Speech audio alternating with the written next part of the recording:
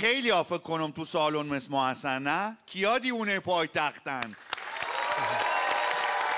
من خیلی نقشتون هم دوست دارم.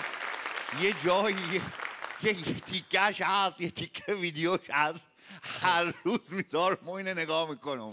اینجاش عاشق این لحظه عاشق این خیلی تیکه دوست دارم خدا.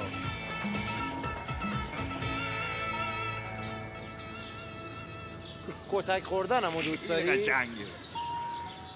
کت شلواره عالیه با پیرن اون رنگی بی کمربند. بله. سلامت کو بچه. سلام. علیک.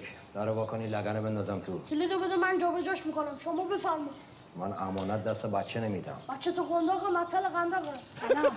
کاندوکتور هستش؟ مشتری دارم. پس بهش بگو که از سرفکنده اومده بود دیگه. چشم میگم. خداحافظ. مامانت میگفت خانم دکتر. ماشاءالله خانوادگی تو توهمید. پیتر چک و دکتر و حاجی و مجلسی و فقط رحمت کاسرش کم بود که تو اومدی. بچه حرف دهنتو بفهم. رحمت دیگه رحمت دیروز پریروز نیست. بازی عوض شد.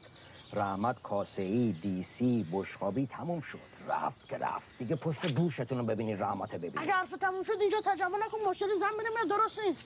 بچه اینقدر رو اعصاب من راه نرو. 2 سال آزگار تو داداشت هر سازی زدید من رقصیدم.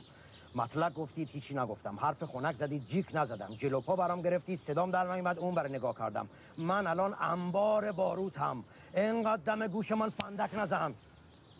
بدبخت اون بابای بیچاره از گور برگشته اگه برگرده با شما دوتا مواجه بشه آرزو میکنه کاش هیچ وقت گور در نمیومد. درست صحبت کن. اسم بابای منو برده نبرده. به کی گفته گور به گور شده؟ بچه لبا دهنتو با سوزن نخ میدوزم ها.